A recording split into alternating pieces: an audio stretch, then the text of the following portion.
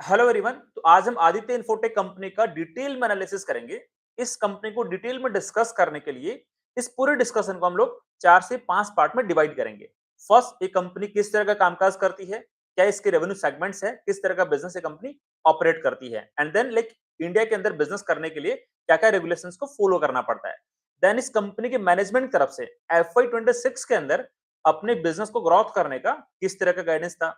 Then like Q4 FY 26 के अंदर and whole year FY 26 के अंदर इस कंपनी ने किस तरह से अपना बिजनेस ग्रोथ यहाँ पे डिलीवर किया है। जो इस कंपनी के मैनेजमेंट का गाइडेंस था, क्या उसको यहाँ पे अचीव किया है या फिर उसको अंडर अचीव किया है।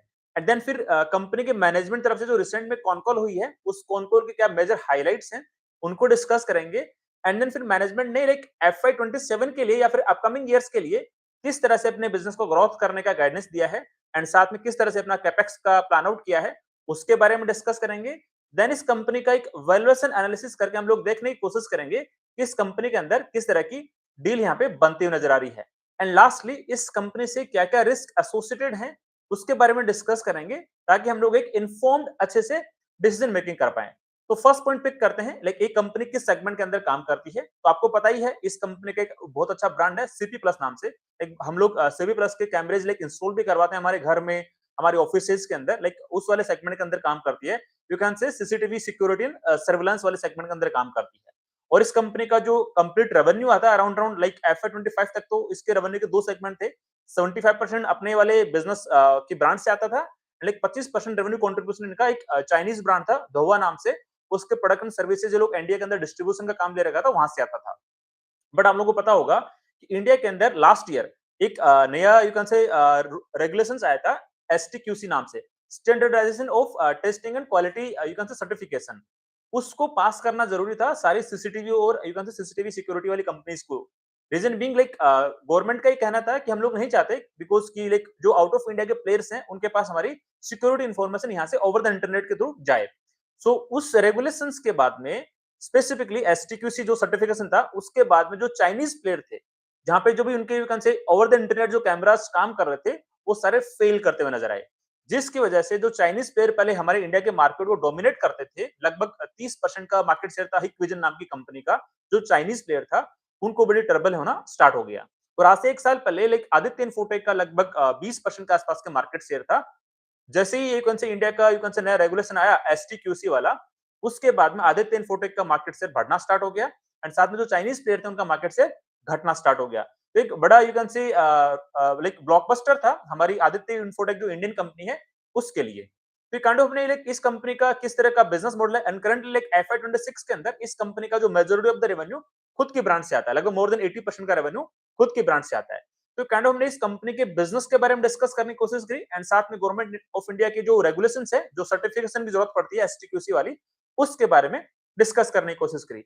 अब देखते हैं कि कंपनी के मैनेजमेंट ने FY 26 के लिए किस तरह से बिजनेस ग्रोथ करने का गाइडेंस दिया था। तो आप लोग याद होगा इस कंपनी का IPO लास्ट ईयर आया था, लाइक आई थिंक जून जुलाई के अंदर। तो कंपनी ने 1300 करोड़ रुपीज रेज करने का प्लान किया था। 500 करोड़ रुपीज इनका फ्रेश इश्यू था, नए इश्यू शेयर्स इश्यू करे थे। उस पैसे को लोग यूटिलाइज करने वाले थे अपने डेट रिडक्शन वाले यू कैन से एंगल से, मतलब इनकी इंटरेस्ट कॉस्ट कम होने वाली थी FY 26 के अंदर। एंड साथ में लाइक लास्ट ईयर इनका सबसे बड़ा एक यू कैन से मैन्युफैक्चरिंग कैपेसिटी था इनके कडप्पा लाइक यू कैन से आंध्र प्रदेश के अंदर। उस कैपेसिटी से लोग लगभग यू कैन से 17 million units per annum you can से प्रोड्यूस कर सकते थे कैमरे का। तो साथ में इनका ये प्लान था कि हम लोग जैसे-जैसे FY 26 के एंटर करेंगे, तो हमारे कौन से मार्केट से एक्सपेंशन होने की पॉसिबिलिटी है। तो इन लोगों ने लाइक ऑल्दो ये जो इंडस्ट्री है करंटली FY 25 के अंदर लगभग 10,000 करोड़ रुपए के आसपास की इंडस्ट्री थी। एक्सपेक्टेड था कि वाली इंडस्ट्री लगभग 15% के आसपास की रेट से ग्रो कर सकती है नेक्स्ट 4 से 5 साल तक के लिए।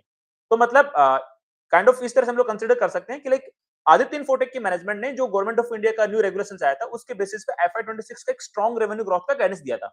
लगभग 25 से 30% के आसपास का रेवेन्यू ग्रोथ की गाइडेंस दिया था। एंड बाद में उसको बढ़ा के लगभग 30 से 35% कर दिया था। बात करें EBITDA मार्जिन के गाइडेंस के पर्सपेक्टिव से, तो EBITDA मार्जिन की गाइडेंस इनका था लगभग यू कैन से लगभग 10 से 11% के आसपास में। उसको बढ़ा के फिर 11 से 12% कर दिया था।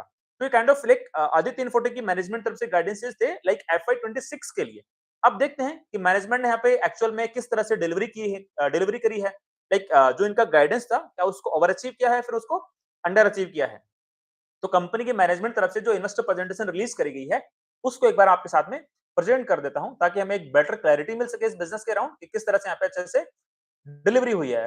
तो आई थिंक इन्वेस्टर प्रेजेंटेशन आपको दिखाई पड़ रही होगी। तो फर्स्टली बात कर लेते हैं क्वार्टर 4 के बारे में। तो क्वार्टर 4 के अंदर इस कंपनी का रेवेन्यू वाई ऑन वाई 45% से ग्रोथ किया है। अभी करंटली रेवेन्यू कितना रिपोर्ट किया क्वार्टर 4 में? 977 करोड़ रुपए का, 1422 करोड़ रुपए के आसपास में। लास्ट ईयर था 977 करोड़ रुपए के आसपास में। बात करें EBITDA मार्जिन के पर्सपेक्टिव से, तो इनका लगभग इस साल EBITDA मार्जिन क्वार्टर 4 के अंदर 18% आया है। लास्ट क्वार्टर 4 में 10% था। अब मेरे को यहाँ पे डाउट हो रहा है, क्या EBITDA मार्जिन के अंदर 800 बेसिस पॉइंट का जो जंप है, क्या ये सस्टेनेबल है? तो देखते हैं मैनेजमेंट ने कॉन कॉल के अंदर क्या इसके बारे में अपना पॉइंट ऑफ व्यू रखा है, उसको भी डिस्कस करेंगे। एंड देन इसका जो प्रॉफिटेबिलिटी के बारे में बात करें, तो इनका प्रॉफिट वाई उन्होंने 200% से ग्रोथ किया है और अभी प्रॉफिट आया लगभग 169 करोड़ रुपीस के आसपास का। बात करें होल एफआई 26 के पर्सपेक्टिव से, तो इनका रेवेन्यू ग्रोथ किया समथिंग 35.60% के आसपास में। मतलब जो इनका गाइडेंस था लगभग 30-35% के आसपास का, उसको यहाँ पे ओवर अचीव करते हुए नजर आ रहे हैं। बात करें EBITDA मार्जिन के पर्सपेक्टिव से, तो एफआई 26 के अंदर EBITDA मार्जिन आया लगभग 13.70% के आसपास में। लास्ट ईयर EBITDA मार्जिन था लगभग 8% के आसपास में। मतलब यहाँ पे EBITDA मार्जिन के अंदर भी अच्छा खासा यहाँ पे एक्सपांशन देखने को मिल रहा है। बात करें प्रॉफिटेबिलिटी के पर्सपेक्टिव से, तो लास्ट ईयर इनका प्रॉफिट था समथिंग 138 करोड़ रुपीस के आसपास का। इस साल प्रॉफिट आया लगभग 368 करोड़ रुपए के आसपास का। मतलब प्रॉफिट के अंदर 166% की यहाँ पे ग्रोथ देखने को मिल रही है। मतलब ये नंबर देके हमें क्या पता लग रहा है कि मैनेजमेंट ने यहाँ पे जो गाइडेंसेस दिए थे रेवेन्यू ग्रोथ को लेके, EBITDA मार्जिन को लेके, उनको यहाँ पे अच्छे से डिलीवर कर पा रहे हैं। तो एक अच्छी बात है, मतलब ये काइंड ऑफ जिस तरह का गाइडेंस दिया मैनेजमेंट ने, ये मेरे को बहुत अच्छी चीज लगी।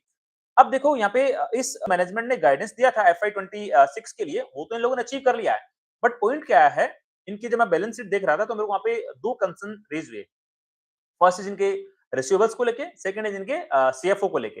रिसीवेबल्स की बात करूं तो इनका यू कैन से आपका लास्ट के 2 साल के अंदर इनका लाइक रेवेन्यू अच्छा खासा ग्रोथ किया। लाइक यू कैन से इनका रेवेन्यू अराउंड 50% से ग्रोथ किया है। आपका 4200 करोड़ हो गया लगभग, पहले एफआई 24 में 2700 करोड़ रुपए के आसपास में था।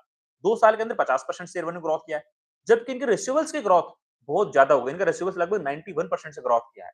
इनका रिसीवेबल एफआई 24 में 700 करोड़ रुपए के आसपास में था और बढ़ के भी लगभग 1400 करोड़ रुपए की समथिंग आ गया है। तो मतलब इनका रिसीवेबल्स लगभग मोर देन 90% से ग्रोथ किया है, जबकि इनका रेवेन्यू केवल 50% के आसपास से ग्रोथ किया। ये मेरे को एक नेगेटिव पॉइंट लगा इस कंपनी के पर्सपेक्टिव से। बात करें इनके सीएफओ के पर्सपेक्टिव से, कैश फ्लो फ्रॉम ऑपरेशन के पर्सपेक्टिव से, वो भी ऐसे कुछ खास रिपोर्ट नहीं हुआ। आप देखो ना, एफआई 26 के अंदर इनका प्रॉफिट रिपोर्ट हुआ लगभग 368 करोड़ रुपीस के आसपास में। इनका सीएफओ रिपोर्ट हुआ मात्र केवल 34 करोड़ रुपए का, 34 करोड़ रुपीस का। वो मेरे को यहाँ पे सही नहीं लगा। सॉरी, इनका अभी इस बार सीएफओ आया 13 टू 14 करोड़ रुपए के आसपास का। 2025 में था 34 करोड़ रुपीस का सीएफओ। तो आप देखो एफआई 26 के अंदर आपका प्रॉफिट आ रहा है 368 करोड़ रुपीस का। आपका सीएफओ बन रहा है समथिंग 13 से 14 करोड़ रुपीस के आसपास में। ये काइंड ऑफ यू कैन से थोड़ा मेरे को सेटबैक सा लगा। आपने धंधा बहुत अच्छा ग्रोथ किया, बहुत अच्छी बात है, बट आपके रिसीवेबल्स इतने रेट से क्यों ग्रोथ कर गए? और आपके फिर सीएफओ के अंदर यू कैन से ऐसा इतना कम ही यू कैन से ग्रोथ क्यों देखने को मिला है? हाँ, हो सकता है कि लाइक जिस तरह से इन लोगों को अपना बिजनेस ग्रोथ करना पड़ा हो एफआई 26 के अंदर, इसके लिए इन लोगों ने अच्छा खासा रॉ मटेरियल का प्रोक्योरमेंट किया होगा। There is possibility. But again like आपका यदि प्रॉफिट 368 करोड़ रुपीस का बन रहा है, तो आपका सीएफओ मतलब ठीक है, मान सकते हैं कि भाई आपने रॉ मटेरियल के लिए प्रॉफिट का यू कैन से 60-70-80% यूटिलाइज कर लिया, बट 13-14 करोड़ का सीएफओ मतलब मेरे को यहाँ पे डिसअपॉइंटमेंट देखने को मिला है। तो यहाँ पे हमारे 2-3 वजह सवाल खड़े होते हैं। फर्स्ट, लाइक इनका जो क्वार्टर 4 एग्जिट का जो EBITDA मार्जिन था 18% का, क्या वो सस्टेनेबल है क्या? साथ में जो इनका रिसीवेबल्स का नंबर है, साथ में सीएफओ का नंबर है, उस पे किस तरह से मैनेजमेंट की कमेंट्री आती है? एंड साथ में जो बाकी के कौन-कौन के हाइलाइट्स क्या हैं, उनको एक बार अभी डिस्कस करने की कोशिश करते हैं। तो फर्स्ट पॉइंट पिक कर लेते हैं EBITDA मार्जिन वाला ही। तो EBITDA मार्जिन पे जब मैनेजमेंट से पूछा गया लाइक 18% क्या सस्टेनेबल है? तो मैनेजमेंट का आंसर था कि लाइक हमने जनवरी क्वार्टर के अंदर, मतलब इस जनवरी महीने के अंदर क्वार्टर 4 के अंदर प्राइस हाइक्स लिए थे हमारे प्रोडक्ट्स पे।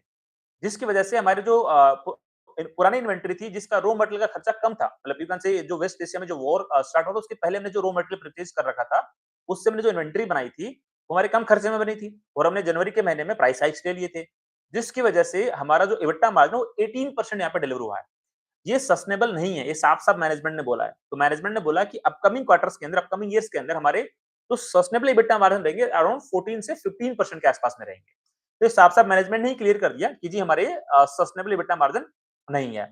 बात कर लेते हैं लाइक इनके रॉ मटेरियल के बारे में। तो इनका कहना है कि लाइक आपके जो रॉ मटेरियल प्राइसेस अभी हाइक हुए हैं वेस्ट एशिया वॉर के बाद में, इसके बारे में क्या आप अपने प्रोडक्ट्स की प्राइस हाइक्स करोगे? तो डेफिनिटली मैनेजमेंट ने बोला है कि लाइक हाँ, लाइक जो भी रिसेंट में जियोपॉलिटिकल सिचुएशन बनी है, उससे जो रॉ मटेरियल के प्राइसेस यहाँ पे बढ़े हैं, उसकी वजह से जो भी इम्पैक्ट आएगा, हम लोग सारा का सारा इम्पैक्ट हमारे कस्टमर्स पे पास ऑन कर देंगे। तो एक्सपेक्टेड है कि ये लोग अच्छा खासा प्राइस हाइक्स करेंगे एफवाई 27 के अंदर। एफआई 26 की बात करें तो इनका लगभग जो 35-37% का जो ग्रोथ आया है रेवेन्यू के अंदर, उसमें से वॉल्यूम ग्रोथ है आपका लगभग 18, 19, 20% के आसपास में, और वैल्यू ग्रोथ है एएसपी एएसपी जो हाइक किया इन लोगों ने, एएसपी प्राइस हाइक किया जो एवरेज सेलिंग प्राइस की बात करूं मैं, उसके अंदर ग्रोथ है लगभग 17 टू 18% के आसपास में। तो मोटा-मोटी लाइक इन लोगों ने एफआई 26 के अंदर वॉल्यूम ग्रोथ भी दिखाया अच्छा खासा, एंड साथ में प्राइस हाइक्स भी दिखाए अच्छे खासे। तो इसी का परिणाम है कि इन लोगों का क्वार्टर 4 तो बहुत सुपर डुपर गया है। मतलब अच्छा खासा यू कैन से रेवेन्यू ग्रोथ रेट 45% के आसपास में, और आपका यू कैन से प्रॉफिट यहाँ पे लगभग अच्छा खासा डिलीवर हुआ है, एबिटा मार्जिन अच्छे खासे डिलीवर हुए हैं। बट एबिटा मार्जिन तो हमने पता ही है लाइक 14-15% के आसपास ही सस्टेनेबल एबिटा मार्जिन है, 18% नहीं है, बिकॉज़ मैनेजमेंट ने यहाँ पे क्लियर कर दिया है। चलो जी, अच्छी बात है। अब बात करते हैं कैपेसिटी के पर्सपेक्टिव से, किनके पास क्या करंटली इतनी कैपेसिटी है। तो इन लोगों का कहना है कि लाइक हमने जो एफआई 26 के अंदर बिजनेस डिलीवर किया है, उसके बेसिस पे हमारा जो कैपेसिटी यूटिलाइजेशन था वो 90 से 100% तक पहुंच चुका है। इन लोगों ने जो एफआई 26 में थोड़ा मोड़ा कैपेक्स करके जो कैपेसिटी बढ़ाई है, कितनी कर ली है अभी, लगभग 2.5 मिलियन यूनिट्स पर मंथ के बेसिस, मतलब 30 मिलियन यूनिट ये लोग यू कैन से प्रोड्यूस कर सकते हैं एनुअली। लास्ट ईयर एफआई 25 के बाद में कैपेसिटी कितनी थी, लगभग 17 मिलियन यूनिट्स पर एनम के बेसिस पे। इन लोगों ने अच्छी खासी कैपेसिटी यहाँ पे इंक्रीज भी करी है, जिसके बेसिस पे लोग एफआई 27 के ग्रोथ डिलीवर कर सकें, एंड आगे के ईयर्स के लिए ग्रोथ यहाँ पे डिलीवर कर सकें। ये लोग अच्छा खासा यू कैन से अपना कैपेसिटी पे खर्चा करने जा रहे हैं। लगभग 300 करोड़ रुपीस के आसपास के लोग कैपेक्स प्लान कर रहे हैं एफआई 27 के लिए। ऑल्दो सारा you can say internal accrual से ही kind of you can say अपना कैपेक्स प्लान कर रहे हैं। ऐसा कोई हेवी डेट रेज नहीं करेंगे, हल्का-फुल्का डेट रेज कर लें, बात अलग है। ऑल्दो लोगों ने जो क्यूआईपी से 350 करोड़ रुपए से अपना डेट रिड्यूस किया था, उसकी वजह से हमने देखा कि इंटरेस्ट कॉस्ट तो रिड्यूस वैसे हो ही गई है, पर देयर इज पॉसिबिलिटी ये लोग एफआई 27 के अंदर थोड़ा-मोड़ा डेट और ले सकते हैं। यदि इनके रिसीवेबल्स इनके कैश में कन्वर्ट नहीं हुए तो उस वाले केस की मैं यहाँ पे बात कर रहा हूँ। बिकॉज़ रिसीवेबल्स बढ़ गए तो साफ-साफ मेरे को यही लग रहा है कि जो इनका बी2जी बिज़नेस है, गवर्नमेंट का जो बिज़नेस है, उसके अंदर इनका अच्छा खासा यू कैन से रिसीवेबल्स पेंडिंग पड़ा होगा, राइट? ऑल्दो मैनेजमेंट ने रिसीवेबल्स को लेके कोई क्लैरिटी आंसर नहीं दिया है। इनको मतलब जिस एनालिस्ट ने से पूछा कि आपका रिसीवेबल्स इतना क्यों पेंडिंग पड़ा हुआ है, तो उनका कहना था कि लाइक आप लोग यहाँ पे सेपरेटली अप्रोच कर लेना, हमारी जो आईआर टीम है, इन्वेस्टर रिलेशन टीम है, वो आपको रिप्लाई कर देगी। तो वही लग रहा है कि like I think as per my understanding जो बी2जी बिज़नेस है, उसके कारण इनका अच्छा खासा रिसीवेबल्स पेंडिंग पड़ा होगा। Back to the capacity expansion वाला पार्ट, तो 300 करोड़ रुपए का कैपेक्स प्लान कर रहे हैं। इनका कहना है कि 3 लाख स्क्वायर फीट का हम लोगों ने फैसिलिटी लिया है नोएडा के अंदर। तो वो एक अच्छा खासा कंट्रीब्यूट करेगा हमारे नॉर्थ इंडिया की बिज़नेस ऑपरेशंस को स्टेबल करने के लिए। साथ में लोगों ने कैट 6 जो अपना लैंड वायर होता है, उसकी कैपेसिटी बढ़ा रहे हैं राजस्थान के अंदर 1 लाख स्क्वायर फीट का। तो मतलब अच्छा खासा ये लोग कैपेसिटी एक्सपेंशन कर रहे हैं। साथ में कैमरा लेंस की जो कैपेसिटी है, वो भी अच्छी खासी अपने जो कडप्पा प्लांट है, उसी के अंदर लोग ऐड ऑन कर रहे हैं। इनका कहना है कि जो कडप्पा हमारा आंध्र प्रदेश वाला प्लांट है, उसके अंदर हम लोगों ने यू कैन से 50,000 स्क्वायर फीट का लैंड पार्सल और लिया है। जो हमारी यू कैन से 2 लाख स्क्वायर फीट की जो कैपेसिटी है, उसके बगल में एडजेसेंट ही एरिया में हमने वो लैंड पार्सल लिया है। तो ये भी एक अच्छी बात है कि इन लोगों ने अपना यू कैन से उसी कैपेसिटी को एनहांसमेंट करने के लिए लोग प्लान कर रहे हैं। ओवरऑल इनका टारगेट है कि एफवाई 28 तक हमारी कैपेसिटी करंट कैपेसिटी से डबल हो जाए, मतलब 60 मिलियन यूनिट्स पर एनम की हो जाए। अभी कितने हैं? 30 मिलियन यूनिट्स पर एनम है। एफवाई 28 तक टारगेट कर रहे हैं, 60 मिलियन यूनिट्स पर एनम के आसपास के लोग टारगेट कर रहे हैं। मतलब साफ-साफ दिखाई पड़ रहा है कि जो गवर्नमेंट ने यहाँ पे पुश किया है, गवर्नमेंट ने जो localization Indian make in India वाले कांसेप्ट पे जो पुश किया है, स्पेसिफिकली सीसीटीवी सर्विलांस और सिक्योरिटी वाले एंगल में, उसका अच्छा खासा फायदा ये कंपनी यहाँ पे भुनाना चाहती है। तो हमने बात कर ली लाइक इनके कैपेसिटी एक्सपेंशन के बारे में। साथ में ही इस कंपनी ने क्वालकॉम से टाई अप किया है लाइक अपने एआई इंटीग्रेटेड कैमरा को एक से डेवलप करने के लिए और लाइक डिप्लॉय अपना कमर्शियल प्रोडक्शन स्टार्ट करने के लिए। साथ में लोगों ने क्या किया, अपनी जो कैपेसिटी थी 17 मिलियन यूनिट्स पर एनम की जो कैपेसिटी थी, उसको बढ़ा के 30 तक लेके गए हैं। उसके लिए इन लोगों ने जो कुछ-कुछ इनके बेसिक प्रोसेसेस होते हैं मैन्युफैक्चरिंग के, उसका कुछ पार्ट इन लोगों ने आउटसोर्स कर दिया है ईएमएस प्लेयर्स को, राइट? ताकि ये लोग अपनी कैपेसिटी को और अच्छे से इंक्रीज कर सकें और अपनी ऑपरेशनल एफिशिएंसी ला सके बिजनेस के अंदर। तो ये काइंड ऑफ एक अपडेट था कंपनी के मैनेजमेंट की तरफ से। इनसे पूछा गया, क्या ठीक है, जो गवर्नमेंट ने यहाँ पे लोकलाइजेशन का जो पुश दिया है, जो एचटीक्यूसी सर्टिफिकेशन के लिए इन लोगों ने बोला है, स्पेसिफिकली इंटरनेट बेस्ड कैमरास वाले पार्ट के लिए, उसके अंदर क्या आपका जो अपने लोकल जो दूसरे प्लेयर्स हैं, उनसे क्या डायरेक्ट आपका कंपटीशन नहीं आ रहा है क्या? तो इनका कहना है कि लाइक ऐसा कोई दूसरा कंपटीटर है ही नहीं जो सारी सर्विसेज देता हो, लाइक कंज्यूमर बिजनेस को भी कैटर करता हो, एसएमईज को भी कैटर करता हो, कॉमर्शियल्स फैक्ट्रीज को भी कैटर करता हो, एंड साथ में गवर्नमेंट के बिजनेस को भी कैटर करता हो, एंड साथ में जो अलाइड प्रोडक्ट हैं लाइक एनवीआर है, डीवीआर है, या फिर जो कैट 6 केबल है, लैंडवायर है, उनको कैटर करता हो। वो as such they are saying कि लाइक ऐसा एज सच कोई प्लेयर है ही नहीं, इसको एक एज ए होल बंडल के रूप में सारी सर्विसेज देता हो। तो ये एक्सपेक्टेड है कि ठीक है अभी तो नहीं है, बट आपको भी पता है इंडस्ट्री लगभग 15% के आसपास में ग्रोथ कर रही है। तो डेफिनिटली विद टाइम दूसरे प्लेयर्स भी यहाँ पे जनरेट होके आ जाएंगे, बिकॉज इंडस्ट्री बहुत छोटी है। लगभग 11,000 करोड़ रुपीस के आसपास की भी इंडस्ट्री बनी है एफए 26 के बाद में। एक्सपेक्टेड है कि 15% की रेट से ग्रोथ करेगी। यदि कोई नया प्लेयर यहाँ पे लगभग 300-400 करोड़ रुपीस का कैपेक्स करता है, तो डेफिनिटली मतलब लगभग 1500 करोड़ रुपीस के आसपास का रेवेन्यू जनरेट कर सकता है उस कैपेक्स से। मतलब लगभग 8-10% के आसपास का मार्केट शेयर गेन कर सकता है। तो मेरे को लाइक ठीक है, मैनेजमेंट तो हमें बहुत बुलिश दिखाई दे रहा है कि गवर्नमेंट यहाँ पे अच्छा खासा सपोर्ट कर रही है, लोकलाइजेशन थीम को लेके हम लोग अच्छा ग्रो करेंगे, अच्छी बात है। बट मेरे को यहाँ पे यही फैक्टर दिखाई पड़ता है बिकॉज़ बहुत सारे फैमिली बिज़नेसेस हैं, जो 300, 400, 500 करोड़ रुपए का कैपेक्स इज़िली कर सकते हैं। डेफिनिटली वो करेंगे, इंडियन ब्रांड है तो डेफिनिटली गवर्नमेंट तो अप्रूव कर ही देगी। तो फिर वो वाला सेटअप इनको आ सकता है, बट ऑल्दो ये लोग अपना फ्यूचर प्लानिंग अच्छे से करने का कोशिश कर रहे हैं। बिकॉज़ एफआई 26 के बाद में इनका जो मार्केट शेयर है लगभग 40% के आस-पास में हो गया। बिकॉज़ 11,000 करोड़ रुपए की इंडस्ट्री है, 4200 करोड़ रुपए का रेवेन्यू अचीव किया, तो समथिंग 40% के आस-पास का मार्केट शेयर इन लोगों ने ग्रैब कर लिया है। इनका टारगेट है कि हम लोग कैपेसिटी इतनी एक्सपांड कर दें कि लाइक हम लोग इजीली अच्छे से यू कैन से हमारा जो मार्केट शेयर है यहाँ से भी यू कैन से और अच्छे से ग्रोथ करा लें 60% यू कैन 65% हम लोग पहुंचने की कोशिश करें। पर ठीक है, अच्छी बात है, बट मतलब यदि कोई दूसरे प्लेयर्स आ जाते हैं बड़े कंपटीटर, जैसे हमने वायर एंड केबल सेक्टर के अंदर देखा था कि भाई पॉलीकैब के लिए लाइक अडानी अपना वायर एंड केबल सेक्टर में आ गया है, पेंट सेक्टर में देखा था लाइक आपका आदित्य बिरला पेंट सेक्टर में आ गया है, तो वो वाला फैक्टर है। तो लेट्स सी मतलब किस तरह से ये वाला इंडस्ट्री टर्न आउट होता है। वो क्या है, नए प्लेयर इसके अंदर आते कि नहीं आते, अभी तो जो बाकी प्लेयर है वो छोटे प्लेयर ही है, बिकॉज अब तक चाइनीज प्लेयर का डोमिनेंस था, सिर्फ प्लस एक इंडियन प्लेयर था, इंडस्ट्री छोटी थी, तो बाकी जो फैमिली बिजनेसेस थे इंडिया बेस्ड, उन लोगों ने एसएस में भी इतना फोकस नहीं किया होगा। तो ये काइंड हमने डिस्कस करने की कोशिश करी इनका यू कैन से कंपटीशन वाले एंगल के बारे में। अभी एक्सपोर्ट के बारे में बात कर लेते हैं। तो मैनेजमेंट का कहना है कि नेक्स्ट अराउंड एक दो ढाई 3 साल तक हम लोग मेजरली फोकस करेंगे आपके इंडिया बिजनेस का, जो लाइक गवर्नमेंट की थीम आई है लोकलाइजेशन वाली, उसको यू कैन से सपोर्ट करने के लिए। एक्सपोर्ट पे ऐसे हमारा कोई फोकस यहाँ पे नहीं है। तो ये काइंड ऑफ हमने कॉन कॉल के मेजर हाइलाइट्स डिस्कस करे हैं। अब डिस्कस करते हैं कि मैनेजमेंट ने यहाँ पे एफवाई 27 के लिए अपने बिजनेस को किस तरह से ग्रोथ करने का गाइडेंस दिया है। तो जी इन लोगों ने बोला कि हमारा एफआई 27 के अंदर वॉल्यूम ग्रोथ लगभग 25 से 30% के आसपास में रहेगा, वैल्यू ग्रोथ लगभग 25% के आसपास में रहेगा। तो मोटा मोटी they are targeting revenue growth rate of 50 से 55% के आसपास में है। लाइक अराउंड एक अपना बिजनेस टारगेट कर रहे हैं एफआई 27 के अंदर 6000 से 6500 करोड़ रुपए के आसपास में। इबिटा मार्जिन की गाइडेंस है लगभग 14 से 15% के आसपास में। पैट मार्जिन की गाइडेंस लगभग 8.5 से लगभग 9.5% के आसपास में। तो ये काइंड ऑफ इनका एक एफआई 27 का बिजनेस आउटलुक दिखाई पड़ रहा है। अब इस कंपनी का एक बार वैल्यूएशन एनालिसिस करके देखते हैं कि कंपनी के अंदर यहाँ पे किस तरह की डील बनती हुई नजर आ रही है। तो इस कंपनी का जो करंटली मार्केट कैप है लगभग 40,000 करोड़ से 42,000 करोड़ रुपए के आसपास में है। ये मैं क्यों बोल रहा हूँ अभी आपको अच्छे से समझ में आएगा कि मैंने सबसे पहले यहाँ पे मार्केट कैप की बात क्यों करी है।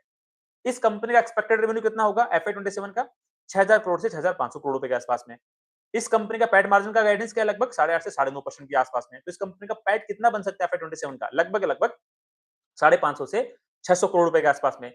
तो इस कंपनी का फॉरवर्ड पी रेशियो कितना बनेगा? तो उसके लिए मेरे को जो इस कंपनी के करंट मार्केट कैप है उसके अंदर फॉरवर्ड पैट का डिवाइड करना पड़ेगा। तो इसका फॉरवर्ड पी रेशियो होता है लगभग 70 से 75 के आसपास में। कंपनी की बिजनेस की ग्रोथ रेट कितनी एक्सपेक्टेड है एफआई 27 के लिए लगभग 50% के आसपास में। तो इस कंपनी का यदि फॉरवर्ड पैक रेशियो कैलकुलेट करने की कोशिश करें तो कितना आएगा लगभग फॉरवर्ड पी रेशियो के अंदर बिजनेस ग्रोथ का डिवाइड करूंगा तो मतलब 75 बटे में 50 तो आपका 1.5 के आसपास में इस कंपनी का फॉरवर्ड पैक रेशियो यहाँ पे दिखाई पड़ रहा है। तो एक अच्छी बात है लाइक यू कैन से एक ऐसी कंपनी जो अपने बिजनेस को लगभग 50% से ग्रोथ कर सकती है एफआई 27 के अंदर और उसका स्टॉक अभी लगभग 1.5 के फॉरवर्ड पैक रेशियो पे ट्रेड कर रहा है। बट यहाँ पे बहुत बड़ा कैच है, ये आप इंपॉर्टेंट अच्छे से सुनना इस कैच को, बिकॉज इसी से हम लोग ये आइडेंटिफाई करने की कोशिश करेंगे कि इस कंपनी के अंदर कितना और स्कोप है यू कैन से एक अच्छा मार्केट कैप कंपनी बनने का। तो ध्यान से सुनना, जो मैंने फॉरवर्ड पैक रेशियो का कैलकुलेशन किया है ना, वो तो एफआई 27 के लिए किया है, बट मैं अभी इंडस्ट्री के बेसिस से बात करना चाह रहा हूँ, बिकॉज इंडस्ट्री जितना वैल्यू का है उसका कोई 100% मार्केट शेयर तो कंपनी ग्रैब नहीं कर सकती ना। करंटली इंडस्ट्री है लगभग 11,000 12,000 करोड़ रुपए के आसपास में। आफ्टर 2 इयर्स लगभग यू कैन से 15% के आसपास में इंडस्ट्री ग्रोथ करने की एक्सपेक्टेशन है। तो आफ्टर 2 इयर्स इंडस्ट्री बन सकती है समथिंग 15-16,000 करोड़ रुपए के आसपास में। आफ्टर 4 इयर्स इंडस्ट्री बन सकती है 20,000 करोड़ रुपए के आसपास की, राइट? अब देखो जी, मान के चलता हूँ कि ये सीपी प्लस है जो आदित्य इन्फोटेक है, वो इंडिया का सबसे बड़ा प्लेयर है। तो एफआई 27 एफआई 28 में और यदि अच्छा से पुश करते हैं, तो मैं अज्यूम कर लेता हूँ कि करंटली जो 40% का मार्केट शेयर है, वो 2 साल बाद बढ़ के लगभग 60% के आसपास हो जाता है। मतलब 60% का मार्केट शेयर एक कंपनी का बहुत बड़ी बात होती है। आपने देखा होगा जो ये दूसरी कंपनीज हैं लाइक पिडिलाइट है, इसका भी लगभग 60-70% के आसपास में है।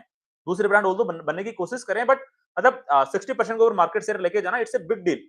तो एफआई 28 तक का चलो मैंने मान लिया 60% का मार्केट शेयर। ऑल्दो इसके अंदर भी मेजर रिस्क है कि 60% मार्केट शेयर बनेगा कि नहीं बनेगा, उसको मैं इस वैल्यूएशन एनालिसिस को कंप्लीट करने के बाद में डिस्कस करूंगा। तो वो भी प्लीज रिव्यू कर लेना, बिकॉज़ वहां आपको और एक स्पार्क बनेगा कि हाँ यार, ये रिस्क तो हमने कभी सोची ही नहीं थी इस बिजनेस को लेके, राइट? तो यदि मैं 60% मार्केट शेयर लेता हूं, 15,000 करोड़ रुपए की इंडस्ट्री लेता हूं, तो इसका कितना रेवेन्यू बन सकता है एफआई 28 तक का? लगभग 9,000 करोड़ रुपए के आसपास का।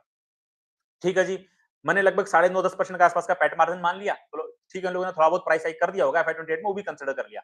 इस कंपनी का कितना प्रॉफिट बन सकता है जी? लगभग आपका बन सकता है 900 करोड़ रुपए के आसपास में।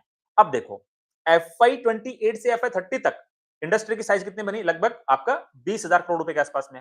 अब देखो 20,000 करोड़ रुपए की इंडस्ट्री है, यदि आप सबसे अच्छा, सबसे ज्यादा मार्केट शेयर भी कर लोगे तो 70% कर लोगे, तो आपका एक्सपेक्टेड रेवेन्यू कितना हो जाएगा FY 30 के अंदर? लगभग 14,000 करोड़ रुपए के आसपास में। उस समय यदि मैं सपोज करूँ आपका मतलब रेवेन्यू ग्रोथ देखो, FY 28 में रेवेन्यू कितना बनेगा? समथिंग 9,000 करोड़ रुपए के आसपास में। FY 30 का रेवेन्यू कितना बनेगा? समथिंग आपका 14,000 करोड़ रुपए के आसपास में। मतलब FY 28 से FY 30 तक आपका बिजनेस की ग्रोथ रेट क्या होगी? लगभग 20 से 25% के आसपास में। ये मैंने क्यों आपको कैलकुलेशन देने की कोशिश करी है? बिकॉज़ FY 28 के एग्जिट के टाइम पे इनको किस तरह का वैल्यूएशन मिलेगा? एक मार्केट शेयर के अंदर सबसे बड़े प्लेयर होने का, एंड साथ में FY 29, FY 30 के अंदर लगभग 20-25% के आसपास में बिजनेस ग्रोथ करने के पर्सपेक्टिव से कितने का पी मिल सकता है इस कंपनी को FY 28 में? मे बी यदि अच्छा बुल मार्केट रहा तो 80-90 का, जो ट्रेंड, टाइटन, डीमार्ट इनको काइंड ऑफ मिलता है। और यदि लेट्स से बुल मार्केट नहीं रहा, नॉर्मल अभी जो मार्केट चल रहा है उसी तरह से रहा, तो कितना का पी मिल सकता है? मे बी 20-25% की बिजनेस ग्रोथ के लिए मे बी यू कैन से बड़ी कंपनी है तो लाइक 60-70 का, जो अभी पिडिलाइट को भी मिल रहा है, ट्रेंड और यू कैन से टाइटन को मिल रहा है। हाँ, जब बुल मार्केट आएगा तो हो सकता है इनका यू कैन से थोड़ा पी एक्सपेंशन होगी, मे बी 90 के आसपास, 100 के आसपास चला जाएगा। तो आप ये देखो FY 28 का प्रॉफिट अमाउंट कितना आपने कैलकुलेट किया था? 14,000 करोड़ रुपीस का रेवेन्यू, और हमने 10% सॉरी 9,000 करोड़ रुपीस का रेवेन्यू, 10% का पैट मार्जिन कितना बना था? 900 करोड़ रुपीस का पैट।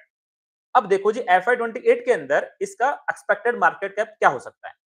यदि आपका 60 का पी रेशियो बनेगा तो आपका कितना मार्केट कैप बनेगा? समथिंग 55,000 करोड़ से 60,000 करोड़ रुपए के आसपास में। यदि आपका 90 के आसपास का पी रेशियो बनेगा, यदि बुल मार्केट हुआ तो आपका कितना मार्केट कैप बनेगा? समथिंग 80,000 करोड़ रुपए के आसपास में। तो मतलब FY 28 के बिजनेस नंबर के पर्सपेक्टिव से इस कंपनी की जो काइंड ऑफ एक्सपेक्टेड जो मार्केट कैप हम लोग कैलकुलेट कर सकते हैं, कितनी आ सकती है? लगभग 60,000 करोड़ रुपए से लेके लगभग यू कैन से 80-85,000 करोड़ रुपए के आसपास आ सकती है। अगेन उसके बाद में FY 28 के आगे के आने वाले टाइम पे ये कंपनी में भी 50% से ग्रोथ ना करे, बिकॉज़ आप ऑलरेडी 60% मार्केट से ग्रैब कर चुके हो। वो भी गिवन द कंडीशन कि दूसरे नए प्लेयर्स नहीं आते हैं। यदि वो आ गए तो मे बी आप लोग फिर भी 60% पे ना पहुंचो, राइट? और उसके इनवर्स तो हमने लाइक इनका 70% मार्केट शेयर ले लिया FY 30 तक, राइट? ऑलरेडी इनको यू कैन से इतना अच्छा खासा हमने दे दिया। तो हमने एक काइंड ऑफ FY 28 के बाद में इसका मे बी धंधा की ग्रोथ रेट 20-25% के आसपास हमने इसका यू कैन से एक ठीक-ठाक वैल्यूएशन यहाँ पे लेने की कोशिश करी पी रेशियो के पर्सपेक्टिव से। तो काइंड ऑफ आपको ये समझ में आ गया होगा कि स्पेसिफिकली इस वाले बिजनेस के लिए हमें जो फॉरवर्ड पैक रेशियो FY 27 का 1.5 वो नहीं देखना है। हमें ये देखना है कि लाइक यार ये कंपनी कितना और मार्केट से ग्रैब कर सकती है। इंडस्ट्री का क्या 100% तो नहीं ले सकती ना। इंडस्ट्री का में भी 60% ले सकती है, 65% ले सकती है, 70% ले सकती है यार, उससे ज्यादा तो नहीं जा सकती ना। तो उसके बेसिस पे हमारी कैलकुलेशन करना बहुत जरूरी है, राइट? तो मैं ये कैलकुलेशन स्पेसिफिकली इस वाले बिजनेस के साथ में क्यों किया? बिकॉज ये मार्केट साइज छोटा है, तो छोटे मार्केट साइज के अंदर आप ऐसा नहीं कि लाइक नेक्स्ट 5 साल तक आप 50-50% से ग्रोथ कर जाओगे, कि आप इंडस्ट्री को ही सरपास थोड़ी कर जाओगे। तो वो चीज़ यहाँ पे ध्यान में रखना बहुत ज़रूरी है। वही मैंने आपके साथ में यहाँ पे डिस्कस करने की कोशिश करी है। तो आई थिंक आपको ओवरऑल ये तो समझ में आ गया होगा कि यार ये कंपनी आने वाले 2 साल में तो मे बी अराउंड 50 45-50% ग्रोथ कर लेगी। बट उसके बाद में ग्रोथ रेट आपकी टेपर डाउन होके 20 से 22-25% के आसपास आ जाएगी, और उसके बेसिस पे हमने यहाँ पे इस कंपनी का एक्सपेक्टेड क्या मार्केट कैप की रेंज हो सकती है, उसको यहाँ पे कैलकुलेट करने की कोशिश करी है, राइट? अगेन मैं वर्ड यूज़ कर रहा हूँ, हमने कोशिश करी है। कोई स्पेसिफिक ऐसे इसको फिक्स नहीं कि ऐसे ही हो जाएगा।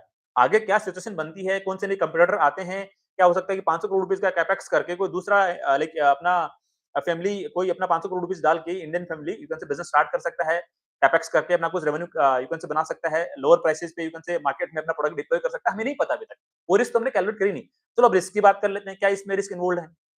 तो जो फर्स्ट रिस्क तो यही है कि गवर्नमेंट ने जो यहाँ पे लाइक एसक्यूटीसी वाला यू कैन से जो कांसेप्ट लाया है, standardization like quality and testing certification जो चाहिए होता है, उसको यदि थोड़ा सॉफ्ट कर दिया और यदि वापस चाइनीज प्लेयर की एंट्री हो गई तो बड़ी दिक्कत है। तो फिर तो इनका जो मार्केट से इन लोग गेन किया है वो ऑलरेडी टेपर डाउन होना स्टार्ट हो जाएगा। दूसरा रिस्क हमने ये भी डिस्कस किया कि कोई इंडियन फैमिली जो Indian oriented India based business family है, यदि वो 400-500 करोड़ रुपए का कैपेक्स करके बिजनेस में घुसना चाहती है, बिकॉज एंट्री बैरियर नहीं है ना यार। कोई पॉट बिजनेस थोड़ी खड़ा करना है, कोई यू कैन से अपना टेलीकॉम बिजनेस थोड़ी खड़ा करना है, एयरटेल का कंप्यूटर थोड़ी बनना है, अडानी पोर्ट का कंप्यूटर थोड़ी बनना है। वहां तो मोनोपोली है, वहां तो लाइक लाखों करोड़ रुपए आपको खर्च करना पड़ेंगे वहां पे एंटर करने के लिए। बट यदि आप इस छोटी सी इंडस्ट्री के अंदर जो अभी करंटली 11,000-12,000 करोड़ रुपए की इंडस्ट्री है, उसमें एंटर करने के लिए 500 करोड़ रुपए का कैपेक्स करिए, इजीली आप यू कैन से 1200-1500 करोड़ रुपए का रेवेन्यू अचीव कर सकते हो। लगभग 8 से 10% के आसपास का मार्केट है। तो मेरे को यहाँ पे और इंडस्ट्री लगभग 15% के आसपास की रेट से ग्रोथ करने वाले नेक्स्ट के 4-5 साल तक। तो जो भी कोई यदि कैपिटलिस्ट है जिसके दिमाग में थॉट चल रहा है कि गवर्नमेंट ऑफ इंडिया ने तो यहाँ पे सपोर्ट कर दिया है लोकलाइजेशन थीम का, तो यदि कोई नया प्लेयर आता है 400-500 करोड़ रुपीस इन्फ्यूज करके अपना बिजनेस बना सकता है, तो वो वाली रिस्क यहाँ पे आदित्य इन्फोटेक के लिए सबसे बड़ी रिस्क है।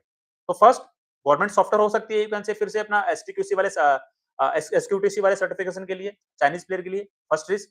Second risk, although Aditya infotech के मैनेजमेंट तो ये बोला है कि गवर्नमेंट बिल्कुल ही सॉफ्ट नहीं होगी, पर ठीक है, काइंड ऑफ में रिस्क तो कंसीडर करना पड़ेगा। पर जो सेकंड रिस्क है वो मेरे को ज्यादा वल्नरेबल लगता है, बिकॉज़ यार वो तो पॉसिबल दिखाई पड़ रहा है ना साफ-साफ कि 500-600 करोड़ रुपीस का कैपेक्स करके ऑब्वियसली मतलब अच्छी खासी यू कैन से मार्केट से यहाँ पे ग्रैब करी जा सकती है। तो ये सेकंड रिस्क आ गया। अब तीसरे रिस्क की बात करते हैं यहाँ पे। तीसरा रिस्क मेरे को यहाँ पे लगता है जो उनका रिसीवेबल्स का ग्रोथ है, बिकॉज़ ये गवर्नमेंट के साथ में बहुत अच्छा खासा बिज़नेस कर रहे हैं। अदरवाइज़ लाइक आप बताओ ना यार, आपके रिसीवेबल्स 2 साल के अंदर 100% से ग्रोथ कर रहे हैं, आपका रेवेन्यू 50% से ग्रोथ किया, तो मेरे को वो एक रिस्क लगता है। मतलब इनका सीएफओ अच्छा खासा बन नहीं रहा है, रिसीवेबल्स दौड़े पे दौड़े जा रहे हैं। वो मेरे को यहाँ पे एक रिस्क नज़र आता है। तो ये वाला एंगल और है जो आपको यहाँ पे देखने की ज़रूरत पड़ेगी। तो आज हमने ओवरऑल लाइक आदित्य इन्फोटेक का डिटेल में एनालिसिस किया है कि कंपनी किस तरह का कामकाज करती है, क्या धंधा करती है, लाइक गवर्नमेंट के क्या-क्या रेगुलेशंस है, कंपनी किस तरह से अपने बिजनेस को लाइक अपकमिंग ईयर्स के अंदर ग्रोथ कराने का प्लान कर रही है, इंडस्ट्री किस रेट से ग्रोथ कर सकती है, पूरी इंडस्ट्री का कितना पाई ये कंपनी कैप्चर कर सकती है, राइट? कितना मार्केट शेयर कैप्चर कर सकती है एंड साथ में कितना अच्छा खासा कैपेक्स करने का प्लान कर रही है, राइट? एफवाई 27-28 के लिए ये हमने डिस्कस करने की कोशिश करी। साथ में हमने एक वैल्यूएशन एनालिसिस करके ये भी जानने की कोशिश करी कि कंपनी यहाँ पे आगे जाके कितनी बड़ी kind of company market cap के रूप में बनने की पॉसिबिलिटी यहाँ पे रखती है। तो इन सारे पैरामीटर्स को लेके जस्ट मैंने एक मेरा पॉइंट ऑफ व्यू, मेरा पर्सपेक्टिव देने की कोशिश करी है कि मेरी तरफ से कोई स्टॉक रिकमेंडेशन नहीं है। लाइक आप लोग अपनी खुद की रिसर्च करना, खुद का एनालिसिस करना एंड जो आपके इन्वेस्टमेंट एडवाइजर हैं, उनसे डिस्कस करके डिसाइड करना कि आपको इस कंपनी को अपनी वॉच लिस्ट का पार्ट बनाना है या फिर पार्ट नहीं बनाना है, राइट? लाइक मैं बिकॉज़ मैं बारी-बारी से आप लोगों को बोलता रहता हूँ कि I am not a SEBI registered research analyst, I am not a SEBI registered investment advisor, so I am not authorized to give any stock recommendation. मेरा बस केवल इतना ही इंटेंट होता है, इतना ही यू कैन से मेरा एफर्ट्स होते हैं कि मैं आप लोगों को इतना सिखा दूँ, इतना समझा दूँ कि आप लोग भी अच्छे से कंपनीज़ को एनालिसिस करना सीख जाओ और as a independent growth investor बन के खुद के पोर्टफोलियो के डिसीजन इंडिपेंडेंटली खुद से लेना स्टार्ट कर दो। तो ठीक है, यदि आपके कोई क्वेरी, क्वेश्चंस, डाउट्स हैं, तो डेफिनिटली कमेंट सेक्शन में पूछने की कोशिश करना। आई विल ट्राई कि वहाँ पे मैं आपके सारे क्वेरी, क्वेश्चंस को आंसर करने की कोशिश करूँ। तो ठीक है, मिलते हैं नेक्स्ट वीडियो में। आज के लिए इतना ही। ठीक है, बाय बाय, थैंक यू।